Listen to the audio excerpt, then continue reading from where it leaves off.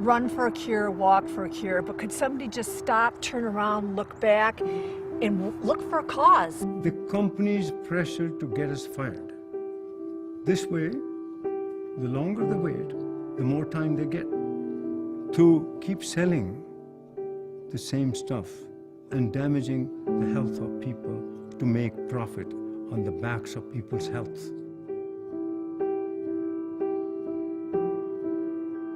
Or, les 8 plus grandes compagnies du monde qui font des OGM sont les 8 plus grandes compagnies pharmaceutiques du monde et sont les 8 plus grandes compagnies de pesticides du monde.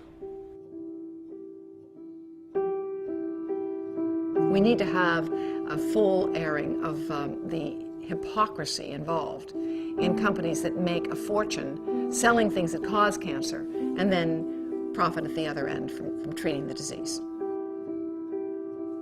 If they found similar things that what we found, they wouldn't be able to hush it up again.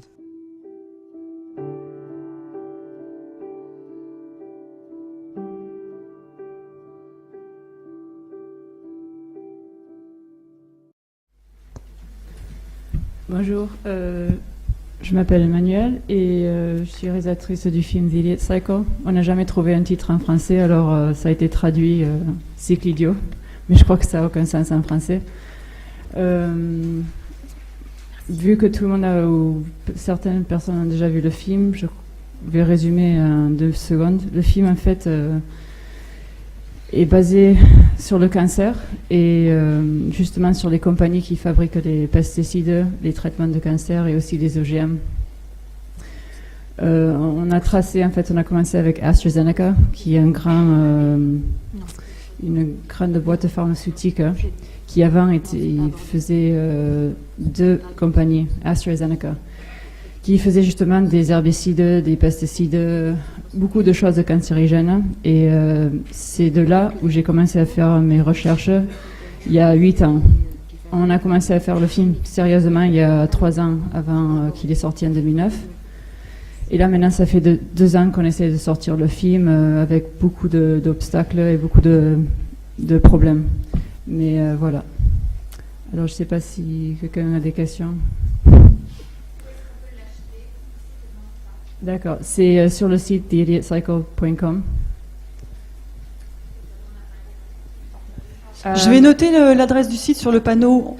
On laisse le tableau blanc là-bas pour pas gêner le film, mais je vais vous le noter. Il y a une seconde chose qu'on essaye de faire, c'est que se mettre en contact avec les bibliothèques municipales et les bibliothèques des universités. Alors, on a déjà commencé à contacter 55 bibliothèques municipales en France. Le problème en France, c'est qu'en fait, ils travaillent avec 5 fournisseurs.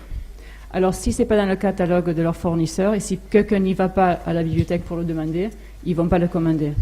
Est-ce que pour des associations très militantes, vous faites les mêmes conditions que dans des bibliothèques? Ça dépend. Si c'est une bibliothèque et qu'il y a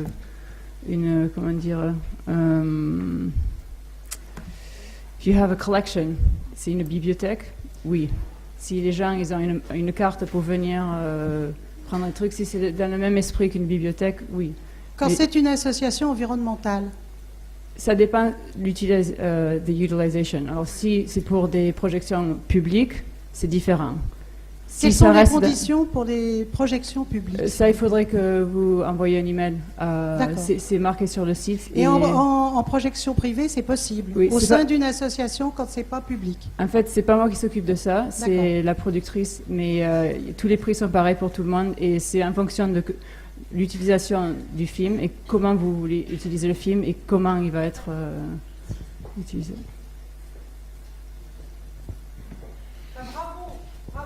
Ah, merci.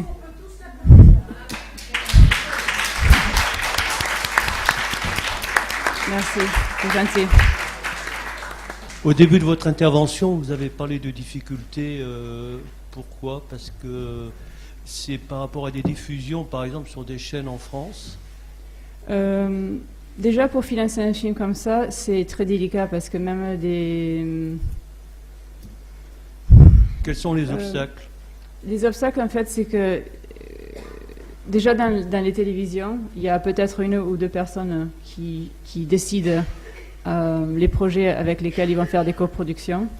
Alors, si un projet arrive à faire une coproduction avec une chaîne de télé, vous avez un budget qui est assez tranquille. Ça veut dire que tout le monde sur le film peut être payé correctement.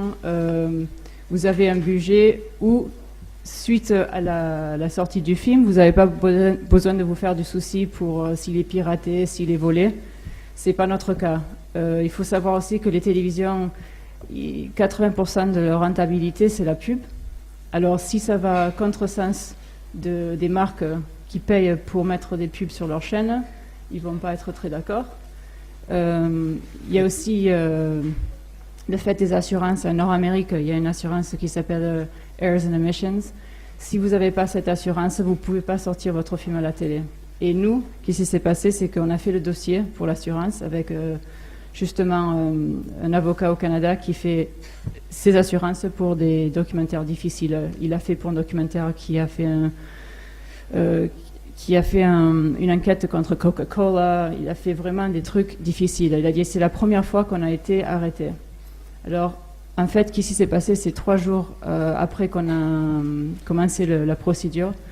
Notre boîte de production a reçu un email de quelqu'un de Agriculture Canada, c'est quelqu'un du gouvernement, demandant qu'on enlève les choses qui ont à voir avec the Ministry of Agriculture au Canada, qu'on enlève du site.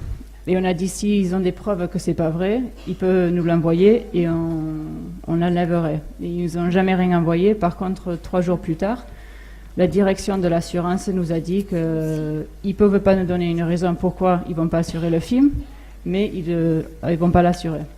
Et ça, d'habitude, il faut une lettre officielle pour dire les raisons pour lesquelles vous n'assurez pas un film. Et justement, sur notre film, on n'a pas eu...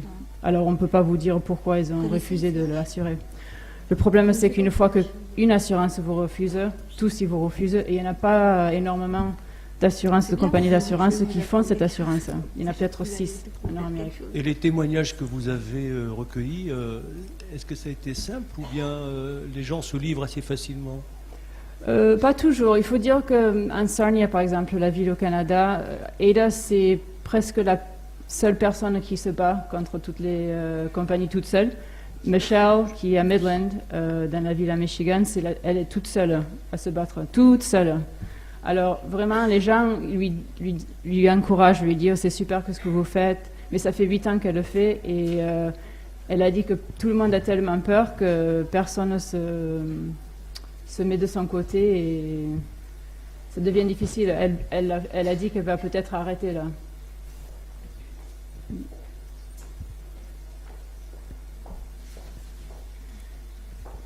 Oui, bravo aussi pour ce film vraiment qui est excellent et très riche en informations. Je voulais vous demander, les grands groupes comme BASF, AstraZeneca, Bayer, tous ces gens qui ont refusé de participer au film, étant donné que vous n'avez pas d'assurance, est-ce qu'ils ont engagé des poursuites judiciaires ou sur certaines informations? Est-ce qu'ils ont connaissance? S'ils ont refusé, c'est qu'ils ont connaissance que vous avez fait ce film? Je sais pas. Je peux vous dire que Dow Chemical, ils ont été contactés par des journalistes et ils ont juste dit qu'ils ne connaissaient pas le film, ils ne l'ont pas vu. Mais ils nous ont pas demandé une copie. D'accord.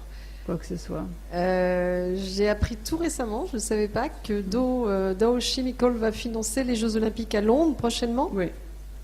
Voilà. Donc ça, c'est... Eh oui. D'accord. Merci. Il y a beaucoup de choses de toute façon dans les Olympiques. J'ai beaucoup d'amis qui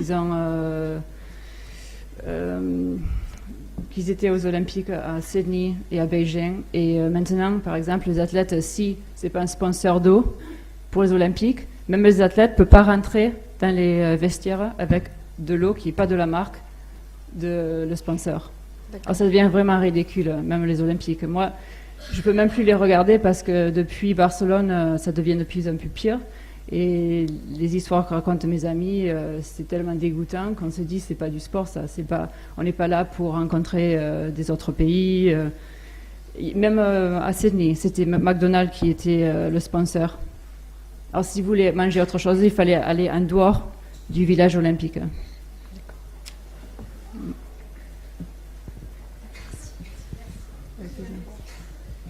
Bonjour, je suis chirurgien dentiste, je suis venu spécialement du sud-est de la France là, pour vous donner une information qui va dans le sens de ce que vous faites. C'est très bien de faire prendre conscience tout à fait que plutôt que de vouloir soigner le cancer par des médicaments, d'abord d'arrêter de s'intoxiquer. Et bon, il existe une expérience qui a été faite dans le sud-est de la France qui va dans ce sens-là, où des milliers de gens ont été soignés, notamment du cancer, et aussi tout est fait pour étouffer cette information. Moi-même, j'étais chirurgien dentiste, on m'a interdit d'exercice à vie, on a menacé tous les médecins, tous les dentistes qui faisaient ça, et c'est confirmé par des travaux allemands et suisses-allemands, des cliniques en Suisse-Allemagne qui travaillent sur ce sujet et qui pensent aujourd'hui que les pesticides c'est une cause importante de cancer, c'est évident, mais qu'il existe encore une cause encore plus importante qui n'est absolument pas connue en France et qui serait la dent dévitalisée. Voilà, donc c'est l'information que je voulais vous donner et il y a énormément de... J'espère qu'un jour vous aurez l'occasion de faire un film sur ce sujet. Rappelez-vous ce mot, la dent dévitalisée, en anglais c'est root canal, et ça serait pour des scientifiques, des médecins, des directeurs de clinique, des gens qui ont travaillé sur des milliers de gens, la première cause de cancer dans la civilisation occidentale. Voilà, c'était le message que je voulais vous délivrer. Je vous remercie de m'avoir écouté. D'accord, merci.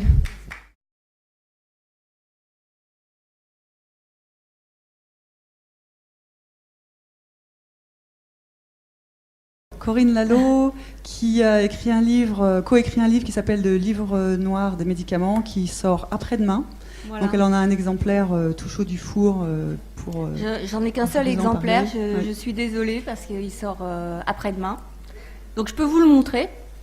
Il s'appelle Le livre noir du médicament. Et donc j'ai écrit avec un autre journaliste qui lui a une formation de biologiste. Moi je suis journaliste de télévision. Je travaille au journal télévisé de TF1 et depuis bientôt 30 ans, j'essaye dans le journal de télévisé, dans le 20h, dans le 13h, de faire passer toutes ces idées qui concernent justement l'agriculture biologique, de faire passer justement tous ces dangers sur les pesticides. Et donc sur la radioactivité aussi, j'étais en 86 à la frontière franco-allemande pour dire qu'effectivement c'était un peu bizarre que le nuage ne passe pas. Et donc voilà, à cet égard, j'avais fait la première interview télévisée de Michel Rivasi. Elle n'avait jamais fait de télé, et puis on s'est rencontrés comme ça, et depuis d'ailleurs, on est restés très proches. Et donc, depuis 20 ans, j'essaye justement de présenter au grand public ces minorités qui n'ont pas souvent accès aux grands médias. Donc, puisque moi j'appartiens à un grand média, j'essaye justement de leur en faire bénéficier. C'est pour ça que j'ai retrouvé dans le film qu'on a vu ce matin des gens que je connais bien parce que je les ai interviewés, certains il y a longtemps, comme l'agriculteur qui était d'Agen, Monsieur De Kochko, ou alors Gilles-Éric Serralini qui va parler justement des analyses qu'il a faites sur le Roundup. J'ai à chaque fois dans le journal télévisé pu parler de ce qu'il avait fait et donner une grande audience à ce qu'il avait fait de façon justement à ce que cela ne reste pas confidentiel. Et donc là, maintenant, on va parler du bouquin. Moi, pendant 20 ans, j'ai justement essayé de montrer en quoi l'agriculture pouvait avoir des conséquences sur l'environnement, mais aussi sur la santé, évidemment. Et par-delà l'agriculture, maintenant, qu'en est-il des médicaments ? Puisqu'il y a une façon de faire croître une plante, c'est l'agriculture. Et puis on a vu qu'avec l'agronomie, on peut se passer de pesticides. C'est ce qu'a montré l'agriculture biologique. Et en médecine, je pense que c'est à peu près la même chose. Si on fait confiance au corps et si on évite de le polluer, on peut essayer justement de le détoxifier et de permettre au corps de se guérir.